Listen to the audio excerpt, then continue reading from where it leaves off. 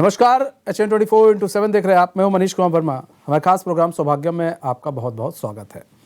अतिथि देवो भव, इसके बारे में हम लोग जानते हैं और अक्सर कहते हैं कि अतिथि को एक भगवान के स्वरूप हमें मानना चाहिए। लेकिन अब कितने लोग मानते हैं, कितने लोग नहीं मानते हैं, ये तो आने वाला समय ही बताता है और आप सब भी जानते हैं। लेकिन अतिथि का महत्व क्या है और अतिथि को वास्तव में किस तरह से हमें मानना चाहिए, और प्राचीन समय में अतिथि का क्या महत्व होता था, आज के समय में अतिथि का क्या महत्व है, आज हम इसी के बारे में चर्चा करेंगे। हमारे साथ स्टूडियो में मौजूद हैं अध्यात्म गुरु स्वामी जितेंद्र महाराज जी। जितेंद्र महाराज जी, स्वागत है चैन में आपका। तो हम आज अतिथि के बारे में स्वामी जी आज आप हमें बताएंगे। कहा जाता है अतिथि देवो भव, ये अतिथि हैं कौन? अतिथि किसे कहा जाता है? जो हमारे घर में आते हैं वही अतिथि? बिल्कुल, अतिथि देवो भव। सनातन धर्म में अतिथि को एक देवता के समान माना गया है। लेकिन आज की युग में देखा जाए तो ये जो हमारी अतिथि देवो भव की जो परंपरा है, ये धीरे धीरे समाप्ति होती जा रही है। एक तरीके से देखा जाए तो समाप्ति हो गई है। अतिथि का मतलब होता है जी, आज तो हम हिंदी कैलेंडर को यूज करते हैं, देखते हैं कि भाई ये दिन है, ये तारीख है, तारीख बोलते हैं या डेट बोलते हैं। लेकिन तिथि जो होती है वो हमारे हिंदू कैलेंडर के हिसाब से होती है। तिथि भी एक तरीके से डेट ही मानी जाती है कि आज ये तिथि है, आज ये वो है। ऐसे मैं बताता हूँ, आज पूर्णिमा है, एकादशी है, द्वादशी है। ये तिथियों के हिसाब से हमारा भारतवर्ष चलता था और हमारा सनातन धर्म की परंपरा यही चली आ रही थी। लेकिन बहुत सारी चीज़ें बदलने के बाद भी वो पुरानी प्राचीन परंपराएं थी, वो धीरे धीरे हमारी छूटती जा रही है। हमारा उद्देश्य ये है कि जो हमारी प्राचीन परंपराएं हैं उनको पूरी तरीके से लाया जाए और उसके बारे में जागरूक करा जाए, क्योंकि जब तक हमें प्राचीन परंपराओं के बारे में नहीं पता चलेगा तब तक हमें उसका पूर्णतः लाभ नहीं मिल पाएगा। क्योंकि अतिथि का मतलब होता है कि बिना तिथि। अतिथि मतलब जिसकी कोई तिथि नहीं है, जिसकी कोई आने की तिथि नहीं है, जिसकी कोई जाने की तिथि नहीं है, उसको हम अतिथि बोलते हैं। जो बिना कारण, बिना बुलाए, बिना पता हो हमें वो आ जाते हैं, हम उनको अतिथि कहते हैं। आजकल तो क्या होता है कि संपर्क हो जाता है कि फ़ोन पे कि जी मैं आ रहा हूँ, कोई भी आ जाता है, कभी भी आ जाता है, आने से पहले फ़ोन कर देते हैं। कई बार होता है कि नहीं करते फ़ोन, लेकिन ये कॉमन डिसाइड हो जाता है कि भाई मैं आ रहा हूँ, कहते नहीं हमारे पास टाइम नहीं है, अच्छा 2 दिन बाद आ जाना, अच्छा 4 दिन बाद आ जाना, नहीं हम बाहर जा रहे हैं। तो जो परंपरा है अतिथियों की वो बिल्कुल ही ख़त्म होती जा रही है। तो अतिथि का मतलब है कि आप बिना बुलाए जो आ जाना। अब इसको हम देखा जाए तो हमारी जो प्राचीन परंपरा होती थी, जब से हमारा फ़ोन का निर्माण नहीं हुआ था, उससे पहले की जो हमारी परंपरा होती थी, तो उस समय जो हमारे अतिथि होते थे या जो मेहमान होते थे, आज के समय हम उनको मेहमान कहते हैं, मेहमान होते थे, तो संपर्क का कोई हमारा जरिया नहीं होता था। अब जिसको कब आना है, कैसे आना है, कहाँ आना है, नहीं पता होता था। वो बिना कारण या किसी कारण से कभी भी कैसे भी आ जाते थे। हमारे घर में गेस्ट आते थे, पहले कभी भी आ जाते थे, हमें पता नहीं होता था। जब हमारे द्वार पे आते थे हमें पता चला अच्छा ये हमारे गेस्ट आए हैं, ये हमारे अतिथि आए हैं, हम उनको स्वागत और सत्कार के लिए लगे होते थे। आजकल तो फ़ोन करते हैं, पता होता है पहले से आ रहे हैं। तो जो हमारी प्रेम होता है या हमारी जो एक्साइटमेंट होती है, जो हमारी भावनाएं होती हैं, वो पूर्णतः हमारी नहीं होती। तो आज के समय में जो हमारे यहाँ गेस्ट आते हैं, गेस्ट बोलते हैं, आते हैं तो एक फॉर्मेलिटी होती है, भाई आओ, ठीक हो, बैठो, फॉर्मेलिटी पूरी करिए, ठीक है, चला गया। लेकिन प्राचीन काल में या ग्रामीण में भी आज भी ऐसा ही है, या फिर कुछ समय जब तक फ़ोन का आविष्कार नहीं हुआ था तब तक ऐसा नहीं था। जो हमारे अतिथि होते थे बिना बुलाए आते थे, हमें नहीं पता होता था कैसे आ रहे हैं, कौन आ रहा है, कब आ रहा है। हमारे घर आते थे, हम उनका स्वागत करते थे, यथाशक्ति जो भी हमसे प्रयास होता था हम उनकी सेवा में लग जाते थे। तो ये हमारा सत्कार होता था अतिथि का, कि कभी भी कोई भी कहीं से भी कैसे भी आ जाता था। अब देखा जाए तो अतिथि देवो भव कि इनको देवताओं का जो महत्व दिया हुआ है, देवताओं का जो पद दिया है, वो इसका कार्य दिया हुआ है। क्योंकि कहा जाता है कि भाई देवता कभी भी प्रकट हो जाते हैं, देवता कहीं भी मिल जाते हैं। कहते हैं भगवान के बारे में भी है कि भगवान हर जगह विराजमान है, कहीं से भी कोई भी आ जाता है, अतिथि के रूप में भी आ जाता है। वर्णन हमारा यह है कि माता को भी देवता के बराबर माना है। मातृ देवो भव, पितृ देवो भव, गुरु देवो भव, आचार्य देवो भव, अतिथि देवो भव। तो जो एक सम्मान होता है देने के लिए, जैसे माता पिता को सम्मान देना है, तो माता पिता को सम्मान देना है तो इसलिए माता पिता देवो भव कहा जाता है। तो अतिथि को जब सम्मान देते हैं तो सम्मान के लिए हमें उनको देवों के बराबर उनको उपाधि दी है कि वो हमारे घर आए हैं, घर आने के बाद हमें उन्होंने सेवा करने का मौका दिया है, हम उनकी सेवा में लगे हैं। यथाशक्ति जो भी हमसे प्रयास हुआ है हमने उनकी सेवा करी है। अब अतिथि का सम्मान इस तरीके से होता था। अब अतिथि का जो सम्मान होता था प्राचीन परंपरा में हमारा भी होता था। इसमें मैं आपको एक छोटा सा उदाहरण देना चाहूँगा कि भगवान कृष्ण का, जब भगवान कृष्ण के पास भगवान कृष्ण की शादी नहीं हुई थी, जब वो मथुरा का राज उनके पास आया था, द्वारकाधीश नहीं बने थे, तो उनके पास रुक्मणी जी का संदेश लेके एक ब्राह्मण देवता आए थे उनकी शादी के लिए। तो भरी सभा में ब्राह्मण देवता उनकी सभा में गए थे, तो भगवान कृष्ण ने उनका सम्मान करने के लिए अपना सिंहासन दे दिया था कि अतिथि को इतना महत्व बताया है। कहने को तो वो भगवान थे, सबसे ऊपर हैं, अगर वो कुछ भी करें वो सारा सही होता है, लेकिन वो अपने सिंहासन से खड़े हुए, उन्होंने अपना सिंहासन उनको दिया, उन पर विराजमान कराया। विराजमान कराने के बाद उनके चरण बखारे, चरण को उन्होंने पैरों धोए थे, जल से धोए थे, शुद्ध जल से, और फिर उनका आदर सत्कार करने के बाद उनसे पूछा कि भाई आपका आने का कारण क्या था, आप किस कारण से आए थे। तो भगवान कृष्ण ने भी अतिथि का सम्मान करा है, क्योंकि भगवान कृष्ण को नहीं पता था कि उनकी विवाह का संदेश, रुक्मणी जी का संदेश लेके वो ब्राह्मण देवता उनके पास आ रहे हैं, क्योंकि वो बिना अतिथि के आए थे। और जब उनको संदेश मिला कि रुक्मणी जी की शादी किसी और से हो रही है, आप उनका हरण कर लो, ये ब्राह्मण देवता के द्वारा ही उनको पता चला था।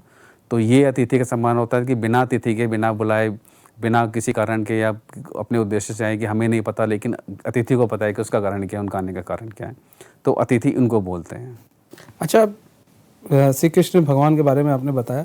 अच्छा, जो वासुदेव जी पहुँचे थे, जो उनके मित्र थे, वो भी एक अतिथि के रूप में थे।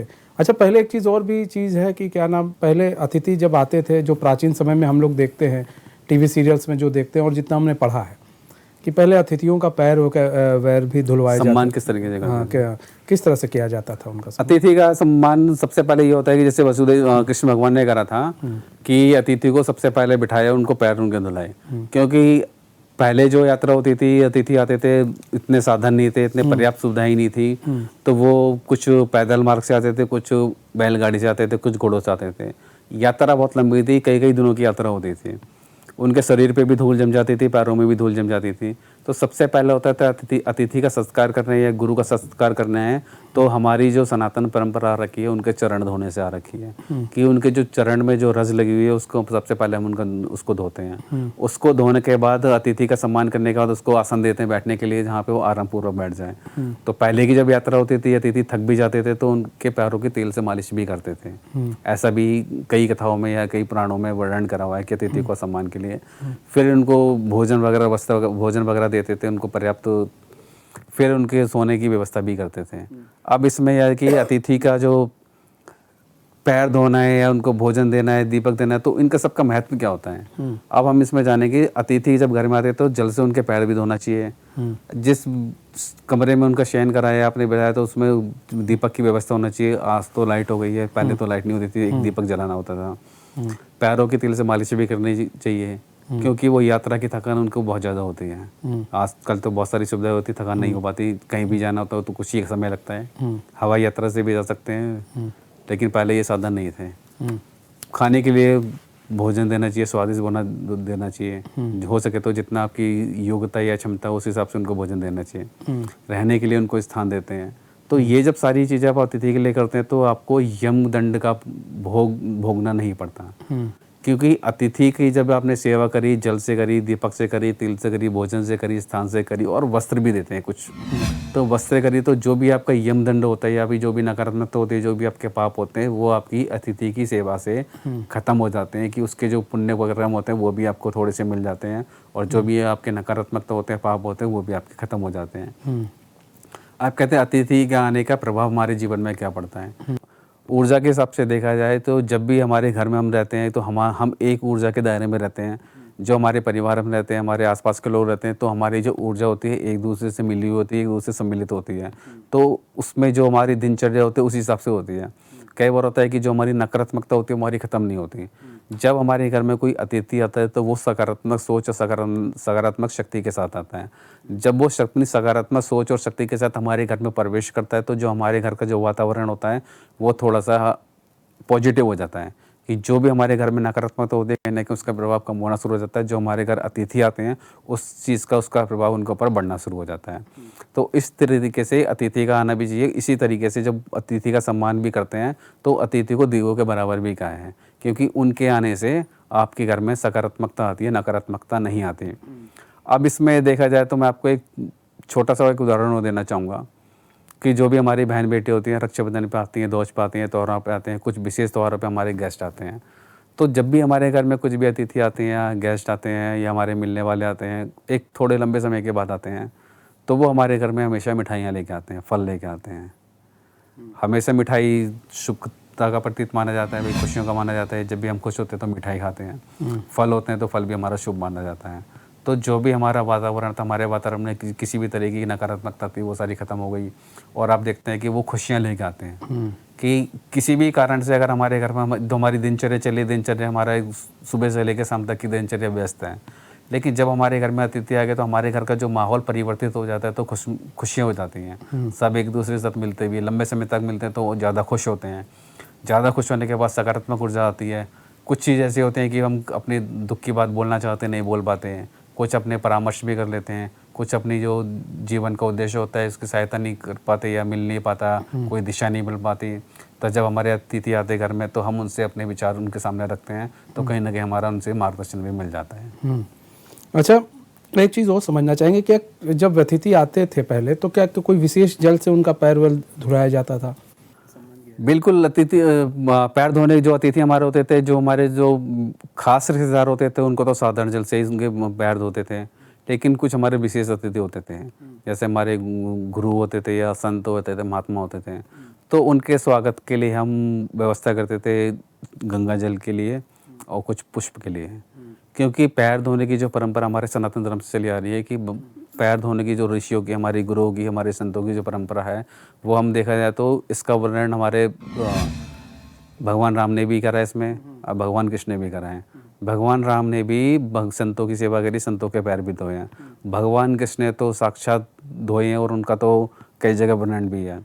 जब धर्मराज युधिष्ठिर जी ने यज्ञ करा था, तो यज्ञ करने के लिए जब ऋषि बुलाए थे तो सभी ऋषि के पैर भगवान कृष्ण ने धोए थे। वो तो सबके भगवान है, लेकिन उन्होंने संतों की सेवा करी थी। क्योंकि जितने भी ऋषि आ रहे थे, जितने भी संत आ रहे थे, महात्मा आ रहे थे, सबके उन्होंने सबसे पहले पैर उन्होंने शुद्ध गंगा जल से शुद्ध जल भी लिया था, गंगा जल भी लिया था। गंगा जल से पैर धो के, पैर धोने के बाद उनको पुष्प लगाए थे, उनका तिलक भी करा था, तब उनका आदर सत्कार करा था। कि सनातन धर्म की परंपरा ये होती है कि अतिथियों के हमेशा पैर धो के ही उनको प्रवेश कराना चाहिए, ये उनका सम्मान होता है। हम और चर्चा को आगे बढ़ाएंगे। अब वक्त हो चला छोटे से ब्रेक का, तो कहीं मत जाइए, बने रहिए हमारे साथ और देखते रहिए एचएन न्यूज़।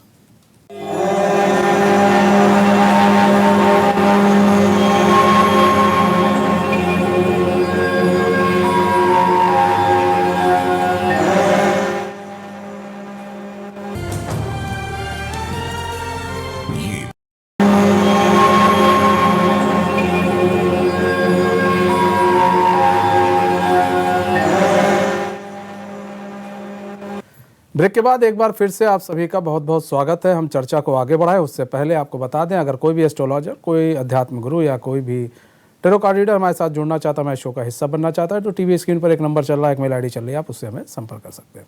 स्वामी जी, एक चीज़ है, छोटा सा सवाल है, वो पूछना चाहेंगे। एक होते हैं कुछ देर के मेहमान होते हैं, एक होते हैं लंबे टाइम के लिए आते हैं। तो जो कुछ देर के मेहमान होते हैं, तो क्या उनका भी पैर धुलना चाहिए? क्या उनका किस तरह से आदर सत्कार करना चाहिए? एक होता है लंबे टाइम के लिए आते हैं, तो उनका किस तरह से करना चाहिए? अब क्योंकि आजकल का प्रचलन दूसरा है, पहले का प्रचलन दूसरा था। पहले लोग ज़्यादा समय व्यतीत करके लोगों के यहाँ पहुँचते थे तो रुकते थे, लेकिन आज तो ऐसा नहीं, गाड़ी है, आ गए, तुरंत आ गए। तो ऐसे में कैसे करना चाहिए सत्कार? बिल्कुल, आज के समय में तो इस तरीके से संभव नहीं हो पाता, तो पैर तो धोते ही नहीं कभी भी आज के समय में। और ये जो हमारी पैर धोने की जो परंपरा है, वो हमारी तो बिल्कुल ही समाप्त हो गई है। तो देखा जाए, जो हमारी जितनी भी हमारी मतलब सनातन परंपरा ये रहेगी, जो भी हमारे अनुष्ठान होते थे, पूजा पद्धति होती थी, किसी भी तरीके का हमारे घर में कोई भी शुभ काम होता था, तो पैर सबसे पहले उनको पैर धुलाए जाते थे उनके। अब ये भी होता है कि जो हमारी नवरात्र होते हैं, नवरात्रों में माता की पूजा करते हैं, तो कन्या भोज कराते हैं। कन्या भोज का भी होता है, जब कन्या का जो हम वेलकम करते हैं, उनका स्वागत करते हैं, तो सबसे पहले उनके पैर धो के ही लाना चाहिए। तो संतों का भी होता है, संत भी आपके घर में आते हैं, साधु भी आते हैं, तो भी पैर धोना चाहिए। लेकिन ये परंपरा पूरी तरीके से समाप्त हो चुकी है। ये कुछ होगी क्षेत्रीय परंपरा के हिसाब से चल रही होगी, अभी भी मान्यता होगी, कुछ ग्रामीण में होगी, कुछ संत समाज में भी है। तो गृहस्थ में, शहरों में ये परंपरा नहीं है, लेकिन संत समाज में आज भी है। कि मैंने कई जगह देखा हुआ था, संतों का जब समागम होता है, जो जगत गुरु होते हैं, श्रेष्ठ गुरु होते हैं, या गुरुओं के गुरु होते हैं, उस मठाधीश होते हैं, तो उनका स्वागत भी इसी तरीके से होता है। उनके चरण को पहले धोए जाता है, उनके अक्षत और पुष्प दिए जाते हैं, फिर उनकी वो आरती उतारी, थाली में लेके आरती उतारी जाती है, फिर उसके बाद उनको अंदर बुलाया जाता है, सम्मान दिया जाता है, फिर उनके लिए जलपान भोजन की व्यवस्था करी जाती है, फिर उनके रहन सहन की व्यवस्था करी जाती है। कि संत समाज में ये परंपरा आज भी चली आ रही है। अब हम ये देखते हैं कि अतिथि में होता है कि अतिथि का सम्मान की मैं आपको एक दो कथा और बताता हूँ। जैसे कि अतिथि का जो सम्मान था, हमारे रामायण काल में आता है कि भगवान जब श्री राम वनवास की यात्रा कर रहे थे, तो उस समय भी जो यात्रा कर रहे थे, यात्रा में पैदल ही चलते थे भगवान राम। तो भिड़नी थी, तो उनके यहाँ पे उसको पता था कि मेरे घर राम जरूर आएंगे। अब उन्होंने क्या करा कि अतिथि का सम्मान करने के लिए उन्होंने रोज वो पुष्पों के लिए चुन के लेके आती थी। रोज वो अपने उनकी यात्रा में लगता था कि भगवान राम यहाँ से आएंगे, उनकी यात्रा में पुष्प बिखेरती थी और मीठे मीठे फल उनके लिए चुन के रखती थी। तो ये उनका अतिथि का सत्कार करने का उनका एक तरीका था। किसी भी तरीके से उनके अतिथि या भगवान राम के लिए खट्टा फल नहीं आ जाए, तो वो सारे के सारे फल चुन चुन के खा खा के देखती थी कि कौन सा खट्टा फल है, कौन सा मीठा फल है। तो उन्होंने सारे फल अपने मुंह से चखे, उसके बाद रखे थे। जब उनके घर में भगवान आए तो उन्होंने भी ये करना था कि उनके चरण धोने के साथ में उनको वेलकम करा था, उनको पुष्प चरणों पर लगाए थे। और जब तक जहाँ से उनका घर चल रहा था, जितना उनसे संभव हुआ था, उस रास्ते में उन्होंने पुष्प लगाए थे अतिथि के सम्मान के लिए। और फिर जब जैसे जैसे भगवान आगे बढ़ते जा रहे थे, वैसे वो चरणों में पुष्प डालती जा रही थी। उसके बाद उन्होंने उनको आसन दिया, आसन देने के बाद उनको भोजन दिया, जो उन्होंने झूठे बेर रखे थे निकाल के, एक एक मीठा मीठा चुन के रखा था। और भगवान ने भी उनका आतिथ्य स्वीकार करा और उनका अतिथि का मान रखा, और उन्होंने उनके झूठे बेर भी खा लिए थे। तो ये होता था अतिथि का सम्मान। फिर भगवान से उन्होंने ज्ञान प्राप्त कर उनको मोक्ष की प्राप्ति हुई थी। इसी तरीके से आता है कि ये तो हमारी रामायण काल की बात हुई थी। दूसरा इसमें आता है हमारा कृष्ण जी और सुदामा जी के बारे में, चरित्र के बारे में। भगवान कृष्ण के चरित्र और सुदामा जी के बारे में तो हम सभी जानते ही हैं कि दोनों मित्र थे, काफ़ी लंबे समय थे। उन्होंने शिक्षा एक जगह ली थी और काफ़ी लंबे समय के बाद वो मिलने जा रहे थे भगवान से। तो जब वो भगवान से मिलने जा रहे थे, वो वस्त्र भी उनके गंदे थे, पैदल यात्रा भी करी थी उन्होंने। तो पैदल यात्रा भी करने के बाद उनको काफ़ी समय भी लग गया था। तो भगवान कृष्ण ने भी अपना मित्र ना समझ के, एक ब्राह्मण ना समझ के, उनको अपना अतिथि समझा। अतिथि का जिस तरीके से मर्यादा से सम्मान करना चाहिए, उन्होंने उनका मर्यादा से सम्मान किया। पहले उनको अपने घर में ले गए, घर में बैठने के बाद उन्होंने अपने से ऊंचा स्थान उनको दिया, सुदामा जी को दिया। उनके चरण उन्होंने धोए, चरण धोने के बाद वो चरणों पे पुष्प लगाए थे। फिर उनको भोजन की व्यवस्था करी थी, फिर उनके विश्राम की व्यवस्था करी थी। और फिर उनको बिना मांगे वो दे दिया जो उनको सब कुछ चाहिए था, कि रातों रात उनकी झोपड़ी महल में बदल गई थी। तो ये दो उदाहरण इस तरीके से हैं कि उन्होंने, भगवान ने खुद अतिथियों का सम्मान भगवान समझ के करा था। उन्होंने, जो भगवान तो वो थे, लेकिन वो एक साधारण व्यक्ति के लिए थे, लेकिन जब उनके घर में अतिथि आए थे तो अतिथि का सम्मान उनको भगवान के रूप में किया था। तो इसी तरीके से हमें अपने अतिथियों का सम्मान करना चाहिए कि जो भी आता है तो भगवान का ही रूप मान के करना चाहिए। और जो हमारी व्यवस्था होती है, जिस तरीके से हमारे पर्याप्त साधन होते हैं, वो हमें उनकी सेवा में लगा देना चाहिए। और यही अतिथि संस्कार होता है। अगर हम इस तरीके से अतिथि का सत्कार करेंगे तो उसका सकारात्मक प्रभाव हमारे जीवन में पड़ता है। लेकिन आज के समय में देखा जाए तो ये सत्कार खत्म होता जा रहा है। इसीलिए रिश्तों की मर्यादाएँ कम होती जा रही हैं, रिश्तों का जो मान सम्मान है वो कम होता जा रहा है। ये कहीं ना कहीं जब हमारी परंपरा टूटती है, सनातन परंपरा खंडित होना शुरू हो जाती हैं, तो समाज में बुराइयां आना शुरू हो जाती हैं। और इसी कारण से है कि जो परंपराएं टूट गई, तो हमारे समाज में आजकल इतना है कि मर्यादाएं नहीं रही, रिश्ते का मान नहीं रहा है, एक दूसरे को समझते नहीं। अतिथि वाली तो अब बात ही नहीं रही है, भाई गेस्ट वाली बात हो गई है। और जो गेस्ट है वो अंग्रेजी शब्द है, क्योंकि गेस्ट में कोई रिस्पेक्ट नज़र नहीं आती, अतिथि में रिस्पेक्ट नज़र आती है। अच्छा स्वामी जी, यही देखा गया है कि देखिए, आपने दो उदाहरण बताए, एक श्री कृष्ण भगवान का बताया और आपने श्री राम भगवान का बताया। और हम इनके बारे में पढ़ते भी हैं, इनकी पूजा भी करते हैं, लेकिन हम सीखते नहीं हैं। जैसे बताया कि किस तरह से जूठे बेर उन्होंने खाए थे अतिथि के रूप में, फिर सुदामा जी के पैर धोए थे और सुदामा जी थोड़ा से चावल लेकर आए थे, श्री कृष्ण ने उसको खाया था। सुदामा जी को यकीन भी नहीं था, लेकिन कहते हैं ना कि वो एक गिफ्ट के तौर पर लेकर गए थे श्री कृष्ण के लिए कि चलो ये आपके लिए हम लेकर आए। तो आज क्या है, आज लोग देखिए, अगर कोई 1 या 2 दिन किसी के यहाँ रुक जा रहा है तो लोगों को प्रॉब्लम होने लग रही है, लोगों के घर में लड़ाइयाँ होने लग रही हैं। आपको नहीं लगता है कि समाज इसीलिए आज हमारा बहुत अकेला हो गया है, लोग अकेले हो गए हैं, समाज अकेला हो गया है, और इसीलिए आप देखिए वीआईपी वीवीआईपी कल्चर बन गए हैं। तो कहीं ना कहीं हम अपने धर्म, अपने शास्त्र को भूल गए हैं स्वामी जी। बिल्कुल भूल गए हैं, परंपरा खंडित हो गई है, इसलिए ये सारी चीज़ें आती हैं। अब मैं ये बताता हूँ, अतिथि का सम्मान करने से जो आपको सम्मान कैसे करना चाहिए, उनकी सम्मान की विधि क्या होती है और सम्मान क्यों करना चाहिए, ये मैंने आपको बता दिया। अगर आप अतिथि का सम्मान आज के समय में नहीं करें तो आपके समय में समस्या क्या आती है। अतिथि जब आता है घर में आपका, तो उसको आपको जल देना चाहिए, जल पिलाना चाहिए। जब आप जल पिलाएंगे तो आपके राहु ग्रह होते हैं, उसकी शांति होती है।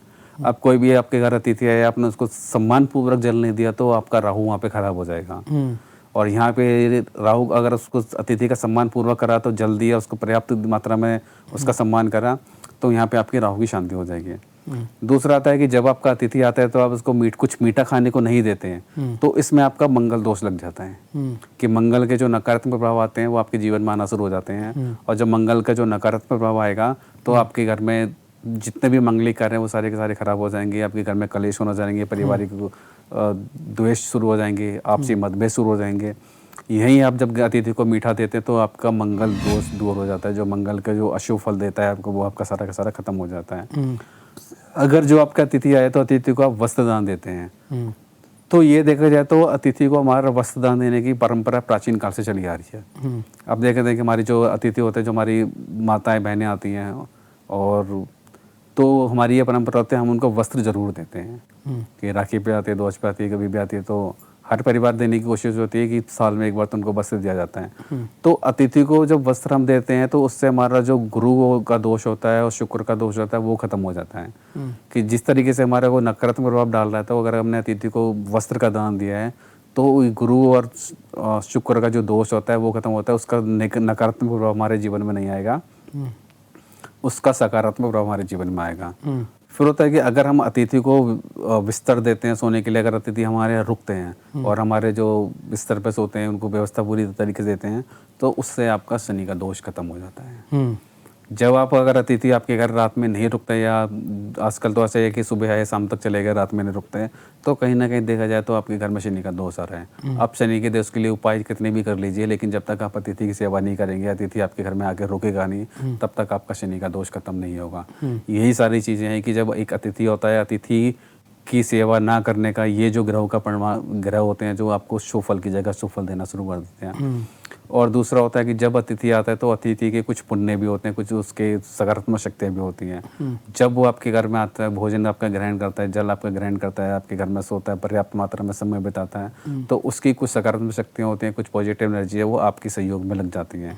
क्योंकि इस दुनिया में ये होता है कि कुछ भी मुफ्त नहीं होता।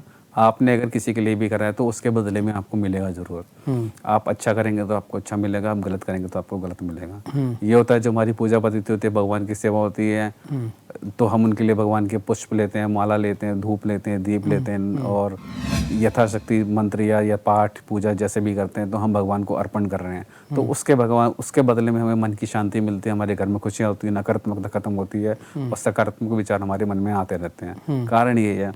इसी तरीके से होता है जब अतिथि का सत्कार होता है तो ये जो आपके ग्रह दशा होते हैं, ये ग्रह दशा भी आपके जीवन में सकारात्मक प्रभाव डालते हैं। और इसी तरीके से होता है जो भी हमारे रिश्तेदार होते हैं, अब अगर ग्रहों की बात करी जाए तो जितने भी हमारे रिश्तेदार होते हैं, संबंध होते हैं, तो वो किसी न किसी ग्रह को प्रेजेंट करता है।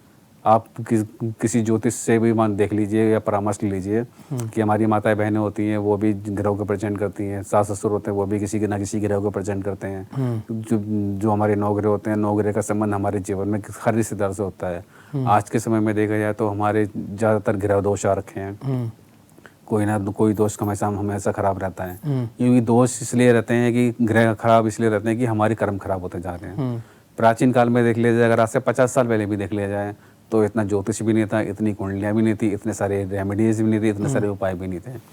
क्योंकि उस समय क्या था कि हमारे कर्म अच्छे थे। अतिथि को भगवान मानते थे, माता पिता को भगवान मानते थे, आचार्य को भगवान मानते थे। लेकिन आजकल देखा जाए तो माता पिता को भी भगवान मानना बंद कर दिया, आचार्य को भगवान मानना बंद कर दिया और अपने अतिथि को भगवान मानना बंद कर दिया। जब इस तरीके से हम इनका सम्मान करना बंद कर देते तो जितने भी ग्रहों का नकारात्मक प्रभाव होता है वो हमारे जीवन में आना शुरू हो जाता है। और यही कारण है कि हमारा समाज एक तरीके से अलग अलग होता जा रहा है।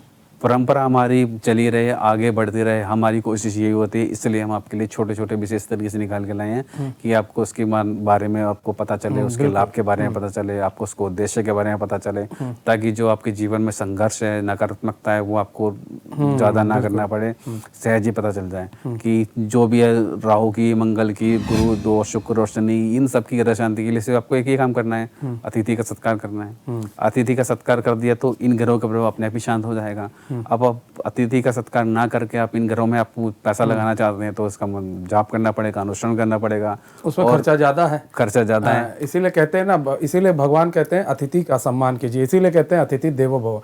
अतिथि एक भगवान के समान है, आपने उनका सम्मान किया तो भगवान भी खुश होते हैं। बहुत बहुत धन्यवाद स्वामी जी हमारे साथ जुड़ने के लिए, अपना बहुमूल्य समय देने के लिए। और हमारे इस खास पेशकश बस इतना है। मुझे दीजिए इजाज़त। तो खबरों के साथ बने रहने के लिए देखते रहिए एचएन न्यूज़। नमस्कार।